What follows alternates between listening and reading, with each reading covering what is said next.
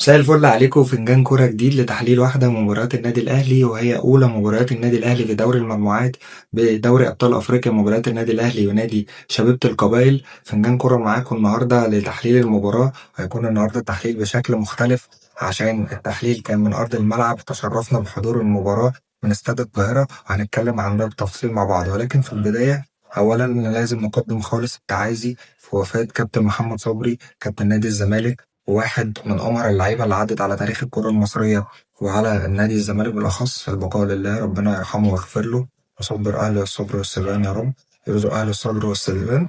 خلينا ندخل مع بعض على المباراة. يمكن هنتكلم مع بعض في نقطة مهمة جدا، ونحاول نوفر المصداقية دايما مع جمهورنا أو مع متابعينا في فنجان كورة.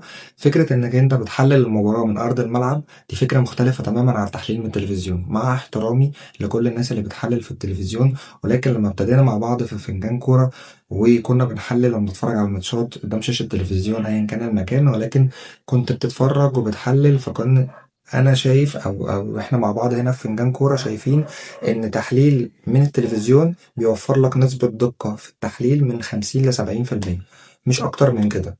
تمام. اما بالنسبة للتحليل من ارض الملعب بيوفر نسبة دقة تكاد توصل من 90 ل 100% دقة في تحليل المباريات. طبعا بالنسبة للمشجع العادي اللي ما بيهتمش بتحليل المباريات، بيهتم باللمسة الحلوة، بيهتم بالشوطة، بيهتم بالجون، بيهتم من فرقته تكسب، بس ما بيشغلوش الكلام ده. ولكن التحليل ده بيتعمل ليه؟ بيتعمل عشان انت تقدر تبقى عارف ايجابيات اللي موجوده عندك، اللي نقدر نكمل عليها ونشتغل عليها وتفرحك بفرقتك اكتر.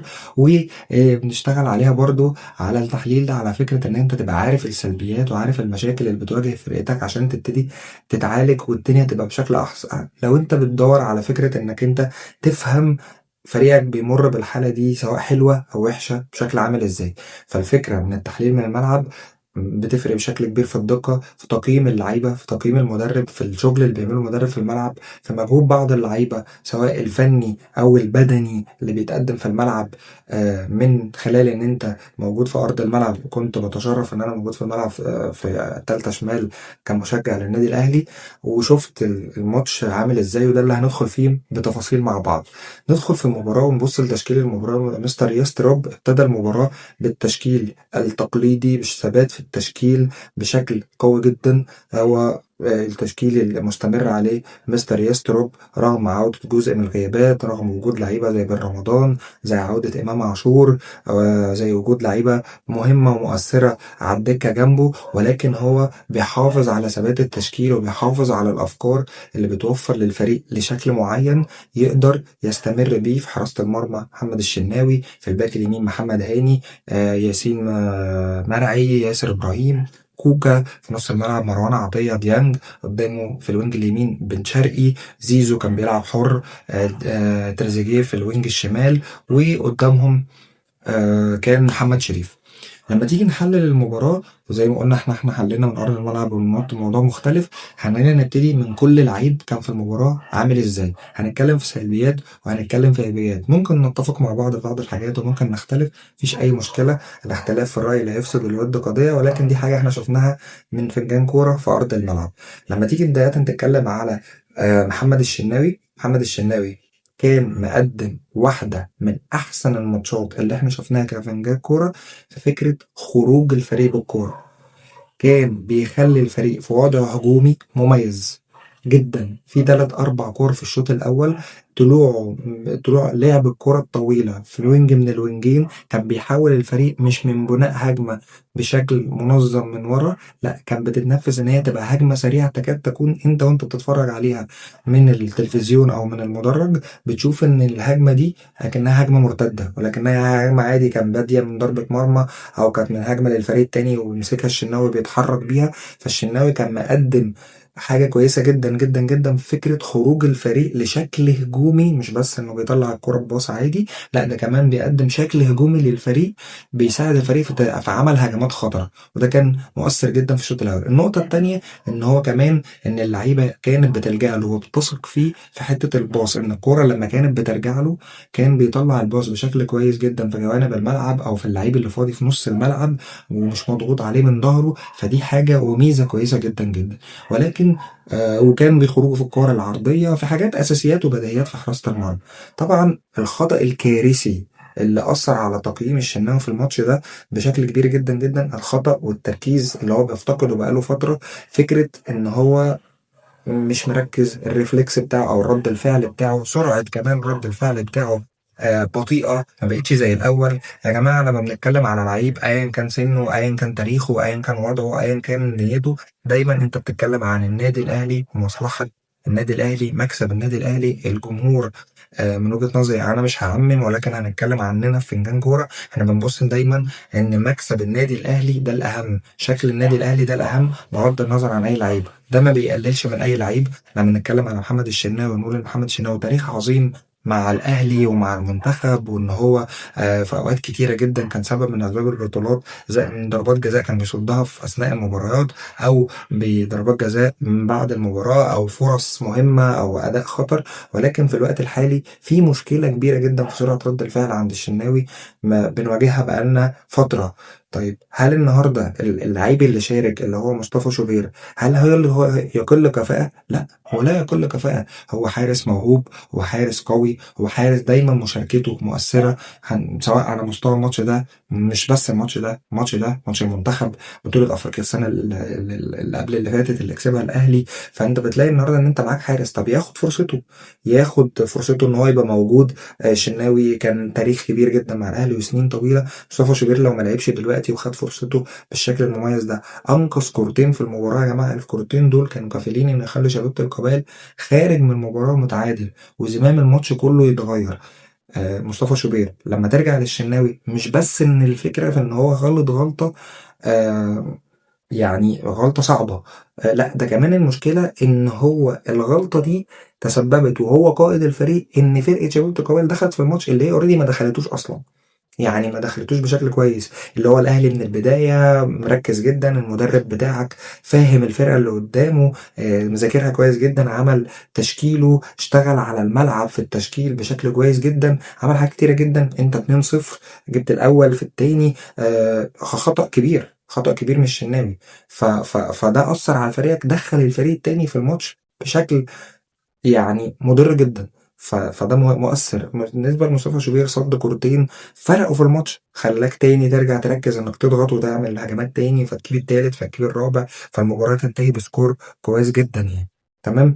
دي النقطة بالنسبة للشناوي ومصطفى شوبير. لما تيجي تتكلم من أرض الملعب برضو على لعيب زي محمد هاني، محمد هاني مجهوده البدني في الملعب مردوده إيجابي جدا جدا جدا، ومساعده نقطة إن هو بيلعب قدامه بن شرقي وبيميل عليهم أوقات كتير زيزو، فده مساعده، مش مخلي الهيدك كله عليه.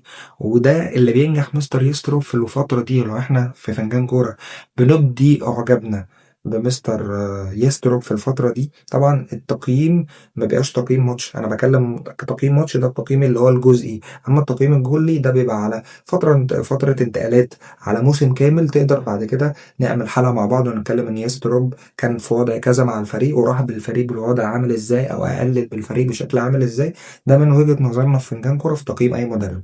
ولكن لما تيجي تتفرج على مستر يستروب واستغلاله للعيبة، محمد هاني النهارده بيقدم شكل دفاعي كويس جدا، بيشارك في جزء هجومي قليل، ولكن الجزء الهجومي القليل اللي هو بيشارك فيه بيظهره بشكل كويس جدا جدا جدا. المساحات اللي بتتوفر له من زيزو او من بن شرقي في الوينج اليمين، او ان زيزو وهو بيلعب حر بيروح يميل على الحته دي، بتساعد محمد هاني ان هي تخفض من الضغط اللي ممكن يحصل عليه، وفي نفس الوقت بتساعده ان هو يقدر يشارك بشكل هجومي ويخترق، فممكن يقدر يعمل عرضيات، ممكن يقدر يجيب اهداف، الكلام ده كله. ولكن على مستوى البدني محمد هاني بيقدم واحده من احسن فتراته، وخصوصا في فكره إن الاهلي بعيدا عن المنتخب، لان ممكن يكون المنتخب زي ما قلت لك انك ممكن تاخد اعلى حاجه من اللعيب في حدود امكانياته، مش شرط تكون امكانياته مرعبه، بس لما هتاخد احسن حاجه منه في حدود امكانياته هيظهر بشكل كويس جدا. وده اللي محمد هاني مقدمه في الاهلي الفتره الاخيره. ياسر ابراهيم، ياسر ابراهيم هفضل اقول عليه ده اللاعب اللي هو بيعوض حاجات كتيرة جدا بفكرة الجرينتا والحماس، وان هو مدافع قوي، وان هو مدافع متميز. عمل مباراة جيدة جدا ياسر ابراهيم. يمكن في كرة الهدف هو مش مسؤول بشكل كبير لما عمل التاكلينج، الكرة أصلا ما لمستوش، خبطت في رجل الشناوي ودخلت. ولكن ياسر إبراهيم في مجمل المباراة قدم مباراة متميزة. تمام. طبعا ياسر إبراهيم محتاج إنك أنت في الانتقالات إنك توفر له بديل، أو إنك أنت تبقى موجود، لأن مش طول الوقت هيديك الكفاءة دي، ودي نظر للإمكانيات. ومستر يستروب حل مشاكل دفاعية هنتكلم فيها مع بعض. ياسين مرعي مستقبل النادي الأهلي، فت سريع، مهاري، عنده ثقة في نفسه. إن شاء الله الثقة دي ما تقلبش بغرور، ربنا يحميه من شر الإصابات. ولكن يعني من شكله من إن هو سرعته في الملعب، يمكن في كذا سبرنت الناس ممكن تكون ما شافتهمش على مستوى شاشة التلفزيون بينقل اللقطة اللي قدامه. لكن لما تشوف ياسين مرعي في تحركاته على الوينج، على المهاجمين اللي بيهجموا عليه من قبل ما الكرة ما توصل لهم، بيتحرك صح، بيقفل بشكل كويس جدا جدا. بيعيبه في بعض الأوقات إن هو بياخد قرارات فيها من نوع من أنواع الغرور. ولكن لو النقطة دي اختفت، وهي اختفت الفترة الأخيرة مع مستر يستروب، ياسين مرعي ده هيكون في حتة عظيمة جدا جدا جدا بالنسبة للنادي الأهلي. طيب نروح لكوكا. كوكا لعيب برضه مستر يستروب بياخد منه اللي هو عايزه. ايه هي اللي هو عايزه؟ كوكا لعيب هجوميا، او لعيب في حته الباك الشمال. احنا متفقين ان هو مش افضل حاجه، دي بقى لا ليها علاقه لا بالتلفزيون ولا ليها علاقه بوسط الملعب. ولكن مستر يستروب هو عايز في ظل كل الشكل الهجومي اللي بيقدمه، اللي بيخليه يخلق عدد الفرص الكبيره دي في مباراه واحده، بيبقى عايز يستفيد من لعيب، من لعيب، مجموعه لعيبه او من 3 4 لعيبه، يقفلوا له الحته اللي ورا دي عشان يعالج المشاكل الدفاعيه. اللي هو مفيش فتره انتقالات بقى اشتري لعيب، اصل البروفايل الفلاني ناقص الاهلي، اصل الباك الشمال مش عارف احنا عايزين باك شمال دفاعي عامل ازاي، اصل الباك اليمين ده بيلعب كتير فعايزين طيب حد تاني. لا، هو مستر يسترو هو عايز يحافظ على فكرة إن أنا معايا 5 أو 6 لعيبة بيزيدوا شكل هجومي، فأنا محتاج الحتة اللي ورا دي يبقى فيها ناس عندهم الناحية الدفاعية كويسة جدا. وهي كوكا مشاركته بيعمل مجهود بدني كبير جدا، بيحاول يكون يوصل لأفضل شكل. يمكن كان بيعيبه في الماتش ده في أول ربع ساعة أو أول تلت ساعة في المباراة، إن كان لما كان فريق شبيبة القبائل بيجمع اللعب ناحية اليمين وبيغير الملعب ناحية الشمال، كان ودي واضح إن هي تعليمات من مدرب شبيبة القبائل، إن كان الوينج اللي بيلعب في ناحية اليمين، ناحية اليمين لشبيبة القبائل اللي هي الشمال للأهلي اللي بيلعب فيها كوكا، كان الوينج بيسحب نفسه لحد الخط، لحد الآخر الخط كده، وكوكا كان بيسرح شوية ويروح لحد ياسين مرعي، بيقرب من ياسين مرعي، فكان بيبقى في جاب ما بين وصول الكورة للوينج اللي بيلعب في ناحية اليمين وما بين كوكا. فدايما كان اللعيب بيقدر يستلم براحته، مع بال ما كوكا بيجيله بيبقى في موقف 1 على 1 وسبب كذا هجمة خطرة. عشان كده كان في بعض المشاكل الدفاعية اللي موجودة كانت من ناحية كوكا في الشوط الأول. ودي نقطة تودينا في حتة تانية. ممكن الناس تبقى من وجهة نظرها شايفة إن اللعيب جاب جون 2 هو ممكن يكون أفضل لعيب في المباراة. الكورة بتتقاس بالمقياس ده يا جماعة. انت بتشوف ان لعيب جاب هاتريك، هل هو احسن لاعب في المباراة؟ لا، هو اكتر انتاجية في المباراة. هو انتج لك في حتته ان هو جاب جونين زي تريزيجيه امبارح مثلا. لكن هل في تقصير او في حتة مش ناقصة؟ تمام. مفيش حد كامل ومفيش مثالية ومفيش حد هيحقق ال10 من 10. ولكن في الحتة اللي كانت موجودة في اول تلت ساعة، لو بتبص على مستر يستروب على الخط من الملعب، هتلاقي ان الجزئية اللي كنا بنتكلم فيها بتاعت الوينج، بتاعت الوينج اليمين بتاع شبيبة القبائل، كان كوكا لما بيقرب ما كانش تريزيجيه بيرجع يساعد.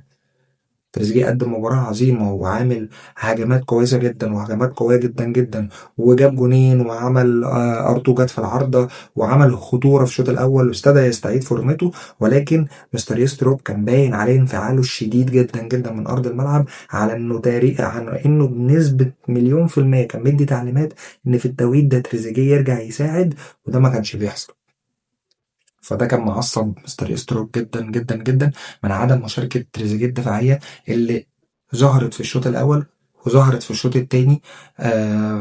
في خطورة فريق شبيبة القبائل في الشوط التاني، والناحية اللي جه منها الهدف، بغض النظر ان الهدف بنسبة 95% يتحمله الشناوي، ولكن الخطورة في الحتة دي لو الناس اتفرجت على الماتش وفاكرة، هتلاقي ان الحتة دي كان فيها كذا هجمة كتير الشوط التاني، والشوط الأول كان فيه استلام للعيب كتير الشوط الأول. فإذا ده كان بسبب إن هي كوكا كان بيتحرك بشكل بعيد شويه عن منطقته، ما كانش بيبقى عينه على اللعيب اكتر ما عينه من على الكوره. هو انت ايه لازم من الاثنين، انت شايف الكوره فين وشايف اللعيب اللي انت ماسكه فين.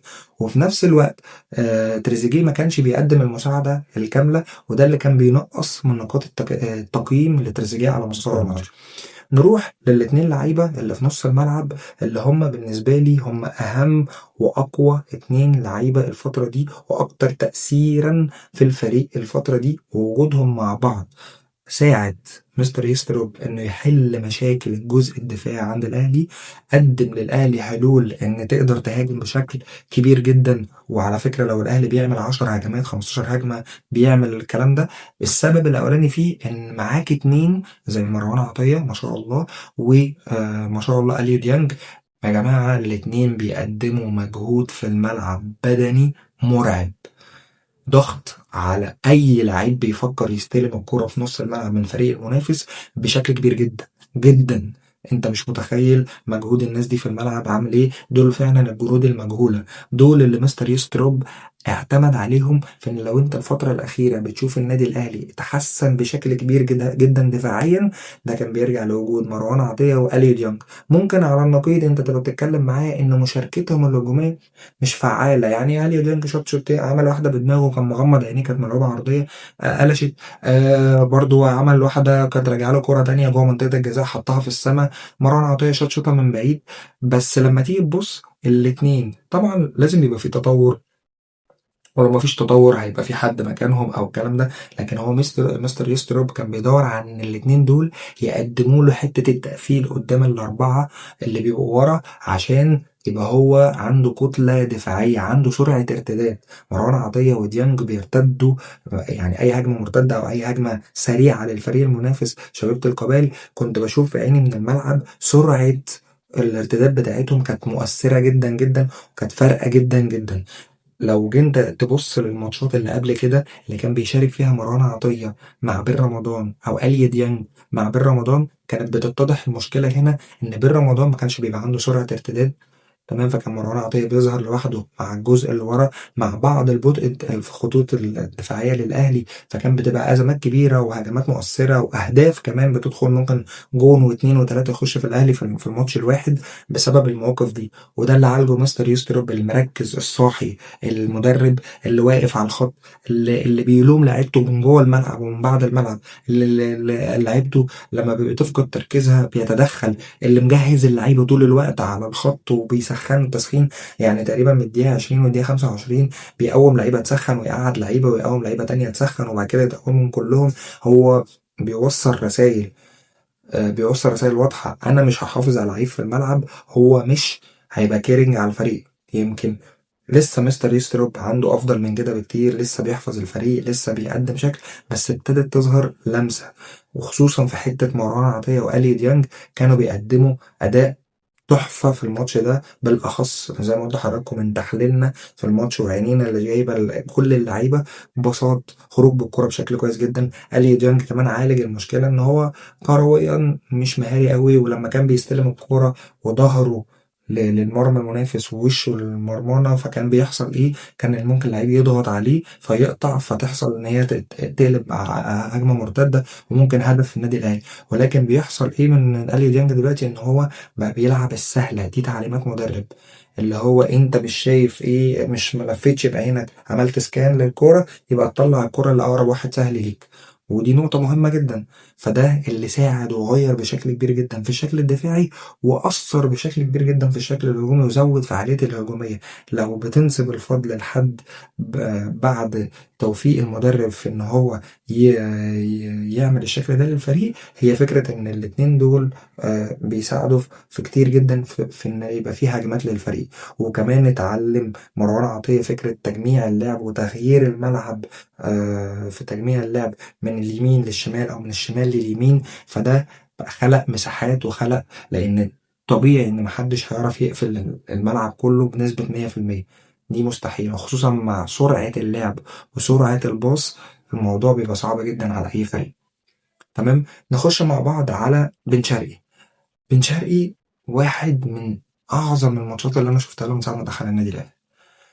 عمل ماتش. انا لما سألت فكان الناس بتقول تريزيجيه عشان الجونين اللي جابهم، ناس بتقول زيزو عشان مجهوده البدني اللي بيقدمه، ناس بتقول مثلا ديانجا عشان اللي عمله في نص الملعب، ياسين مرعي عشان القطعات اللي كان بيروح يقطعها والاسبرنتات وقطع الكرة، وهكذا اسامي نختلف فيها ونتفق. ولكن بن شرقي، وناس كانت بتقول طبعا بن شرقي ممكن تتفق معانا في فنجان كورة، ولكن بن شرقي في الماتش ده قدم واحدة من افضل ماتشات بن شرقي اللي شفتها له من ساعه ما دخل النادي الاهلي. يمكن ده يكون اعلى ماتش شفته له من ساعه ما دخل النادي الاهلي. اولا بن شرقي انت تقدر تستفيد منه في كل الجوانب، في الوينج اليمين، في الوينج الشمال، هو بيلعب مهاجم، لعيب ذكي، لعيب مهاري بالفطره. هو عنده المهارة مش اللي هي بس واحد على واحد، هو مهارة انه ممكن يرقص ترقيصة، يعني لما بتلعب له الكرة من الناحية العكسية وبيستلمها، هو بيستلمها الاستلامة اللي تعدي للعيب، ودي صعبة جدا مش أي حد يعرف يعملها. كمان عنده روح عنده الروح، عنده القيادة. لما النهاردة في أول الماتش، في أول ربع ساعة أو لحد قبل الهدف الأول، ديانج سوري بن شرقي لما كان بيدي تعليمات لمحمد شريف وبيزعق له، بيقول له أنا بقطع وباخد المدافع في ظهري وبروح، أو المدافع قدامي وبلعب عرضية على القريبة، تعالى قطع لي. عملها له مرة محمد شريف ما اتحركش، عملها له التاني محمد شريف ما اتحركش، راح مزعق له، مزعق له. ودي مش محتاجة مدرب يا جماعة، ده لعيب كبير، لعيب كبير، ولازم يبقى فيه لعيب كبير في الملعب ويوجه ويعمل ثنائيات مع زميله. في التالتة محمد شريف قطع وحطها جون اللي اتحسبت اوفسايد، وفي الرابعة محمد شريف قطع وحطها جون اللي خطف فيها المدافع وتسببت في الهدف التاني للأهلي. ودي نقطة مهمة جدا، إن الثنائيات والتفاهم اللي وفره بن شرقي بتعليماته، مجهوده البدني، ارتداده في الهجمة، لما يلاقي الهجمة مرتدة بيرجع بسرعة كبيرة جدا، ده ما كانش موجود في بن شرقي. إذا في شغل على الجانب المدني وفي اهتمام بده. الشغل على الجانب الفني إن هو عنده جلد الذات، أو هو ما عندوش أنانية إن هو أنا لازم أجيب أجوان، بيشتغل إن أي حد في الفريق يجيب أجوان. لو بن شرقي ما جابش 4 أجوان في الماتش ده، فبن شرقي جاب عمل كل حاجة في الماتش ده من وجهة نظرنا في فنجان كورة. تيجي تبص على تريزيجيه زي ما اتكلمنا مع بعض ان هو قدم واحدة من افضل ماتشاته هجوميا، مع بعض التعليقات على جانب المساعدة مع كوكا. ان شاء الله في اللي جاي يبقى احسن. ولكن تريزيجيه عمل اداء هجومي عظيم، جاب جونين، عمل فعالية كبيرة جدا. تفضل المشكلة الأساسية اللي عند تريزيجيه بتقل مع التدريج، وتقل مع زيادة الثقة بالنفس ومع علو فورمته، التعاون قدام المرمى. انا بقول لحضراتكم ممكن يحدث الفترة اللي جاية مشكلة ما بين اللعيبة بسبب انانية تريزيجيه، لان ما ينفعش ان كل الملعب يكون بيدور عليا عشان يديني الكورة عشان انا اجيب جول، وانا لما بيجيلي الفرصة ان انا اساعد زمايلي ان هم يجيبوا جول ما اعملش كده. تريزيجيه في ماتش الاهلي في شبيبة القبائل مع شبيبة القبائل كان شوية أناني، كان في كور يقدر يريحها لبن شرقي يجيب جون بشكل أسهل غير الأجوان اللي جاب. كان في كورتين يقدر يريحهم لزيزو. فأنت بتخلق جو. ما هو في الآخر اللعيبة دي نفسيات، ما هو فيش حد يقدر ينجح، ما حدش ملاك يعني. فأنت لما النهاردة تصعبها على نفسك في إن أنت في كل الكور أناني، ما أنت في كور اللعيبة مش هتبصها لك بعد كده، فده هيأثر على الفريق. جبت جونين، خلاص أساعد في الناس تانية إن هي تجيب أجوان. مؤثر وعالمي ووينج رهيب وسرعات ومهارة وأرتو وكل حاجة، بس في وقت من الأوقات لازم أتعاون مع زمايلي عشان ده تعاون مقابل. كل حاجة ليها مقابل. أنت النهاردة بتتعاون فبتسهل بتدي لواحدة زميلك، وده عشان خاطر الفريق. مفيش حاجة اسمها نفسي دي مش موجودة في النادي الأهلي، وما ينفعش تبقى موجودة في النادي الأهلي. دي ده بالنسبة لتريزيجيه. لما تيجي تبص لزيزو، زيزو قدم واحدة من المباريات يعني أنا شايف من وجهة نظري هي متوسطة. هل هو زي ما قال بعد الماتش إن هو مازال متأثر بالإصابة؟ هو مازال متأثر بالإصابة وده مستواه، وما شاء الله يعني ربنا يشفيه ويعافيه ويحفظه. قدم مباراة كويسة جدا نظرا لأن هو بيتكلم إن كان في إصابة مكملة معاه. أنا معرفش هو شارك إزاي وهو مصاب، بس طبعا في جهاز فني في جهاز طبي أدرى مننا يأكد ده. ولكن لما ابتدى يشتكي تاني من الإصابة اتغير فتمام. بس زيزو عمل مجهود بدني كويس وصنع هدف. طبعا من أكتر الحاجات المميزة عنده العرضيات في الكورة الثابتة أو الكورة المتحركة، ولكن في أفضل من كده من زيزو الفترة اللي جاية بكتير جدا جدا جدا. وده اللي خلانا نتكلم عن فكرة إن زيزو مقدم مباراة كويسة، بس في أحسن من كده. وحرية الحركة اللي واخدها زيزو تقدر تساعده في التهديف والتسديدات من بعيد، محتاجين نشوف زيزو بيشوط من بعيد زي ما كنا بنشوف ده أيام الزمالك مع أي فريق كان بيواجهه، وياخد الفرصة إن هو في ناس بتدافع من وراه، فهو ما بيبقاش الجزء الدفاعي مش مطلوب منه قوي، فيفتح لنفسه مساحة إن هو يشوط، وما شاء الله رجله قوية جدا على الجون، وده هيظبط معاه جدا جدا جدا. ولكن هو قدم مباراة كويسة متوسطة، ولكن ما كانتش أعلى حاجة بالنسبة لزيزو. بنتكلم على محمد شريف. محمد شريف جاب هدف. محمد شريف المخيف، محمد شريف اللي نفسنا يرجع لفورمته. دايما انا بشوف ان محمد شريف واحد من المهاجمين اللي لو في التوب فورم وفي اعلى الفورمه بالنسبه له، زي ما كان في 2021 لما كان مع الاهلي وخدنا البطوله من كايزر تشيفز، وزي ما كان قبلها، ولا كان هو حس بمكانه ان هو مهاجم النادي الاهلي، وان هو عنده امكانيات، وان هو يستحق الفرصه، وان هو يقدر يوصل لده. محمد شريف هيقدم اداء افضل من كده بكتير. ما ينفعش تشوف الجون اللي جابه محمد شريف ان هو جون سهل. جون مش سهل خالص يا جماعه، جون صعب جدا. مدافع ضاغط عليك، انت بتتلعب لك عرضيه، العرضيه مش ملعوبه يعني مش ملعوبه بسهوله، هي ملعوبه بسرعتها، فانت جاي اديتها تحويله مهاجم، باين ان ده يعني ان هي بروفايل مهاجم مش سهل ان هي تتعمل.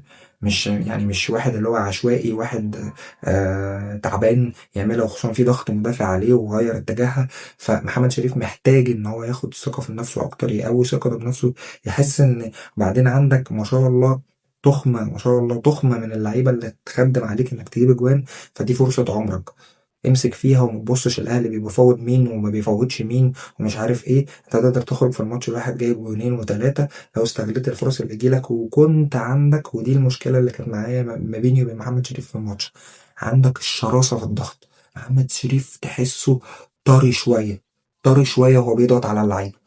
يعني اللي هو لا، انت محتاج تفنت وما تبصش للحكم حسب لك ولا ما حسبلكش فاول، روح واضغط واخبط وكمل في الكرة الأخيرة. اداك الفاول ده، ما اداكش فاول كمل مع الكورة. كان بيقف يتفرج يبص، ما بيقطعش القطعات السريعة. كان ده بالنسبة لي ما كانش أحسن حاجة.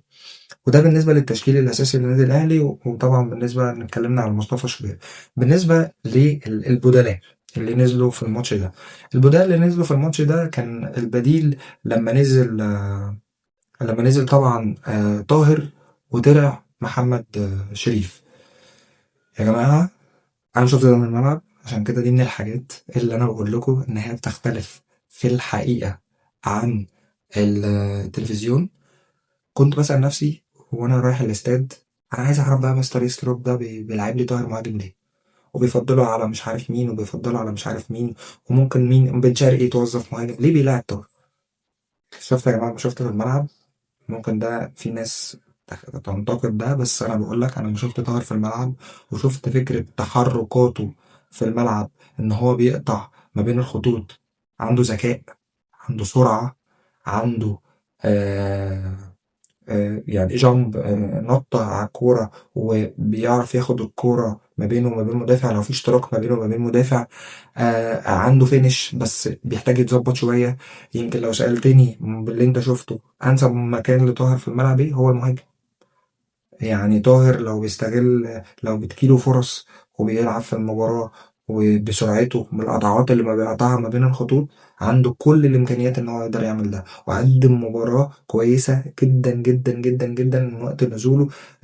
بيضغط، بيتحرك في كل حتة، بيقطع ما بين الخطوط، عينه مع اللعيب اللي بيتحرك بالكورة بيقطع له. يمكن شاط واحدة الحارس صدها.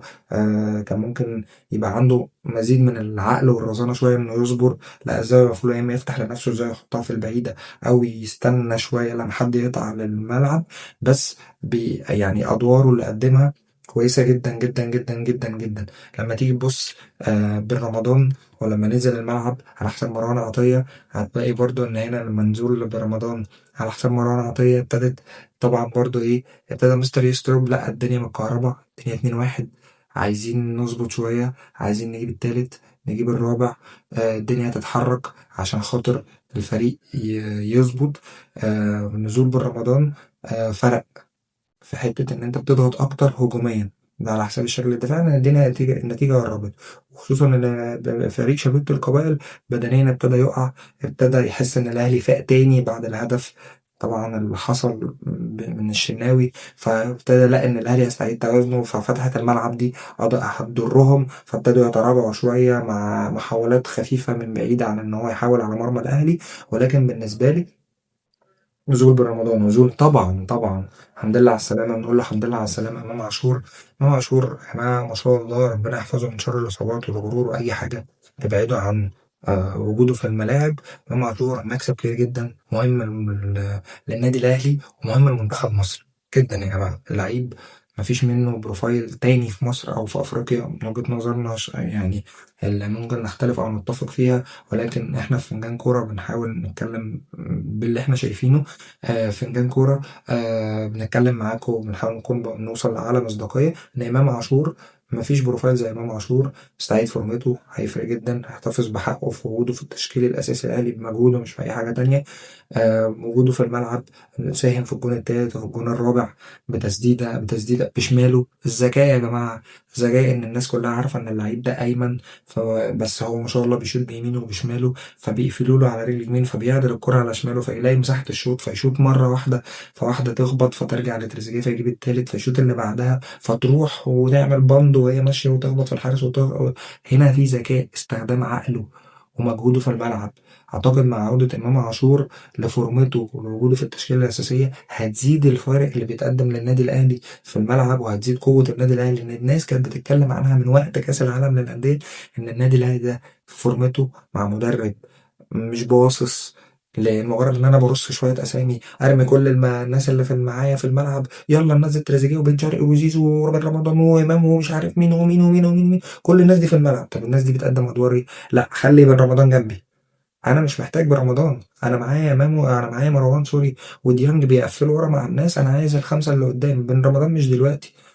ده المدرب الناجح يحافظ على ده يقدر يعمل موسم عالمي مع الاهلي في كل البطولات، انه يعرف يسيطر على النجوم اللي قاعدين جنبه والنجوم اللي في الملعب، المقصر يحاسبه، واللي قاعد بره يعرف يسيطر على فكره ان هو، وطبعا والعقليه اللي مش احسن حاجه بتاعت اللعيبه المصريه، ان هو لو قاعد بره على الدكه يتقمص ويبوظ وما يعجبوش. طبعا في لعيبه مصابه زي حسين الشحات وعبد القادر هترجع، فبرضه انت هتسيطر ازاي على الوضع ده، خصوصا ان في اخبار ان مستر يستروب بيقول ان مفيش حد من اللعيبه هتمشي، فانت هتسيطر مع لعيبه تانية هتيجي، هتعمل ايه؟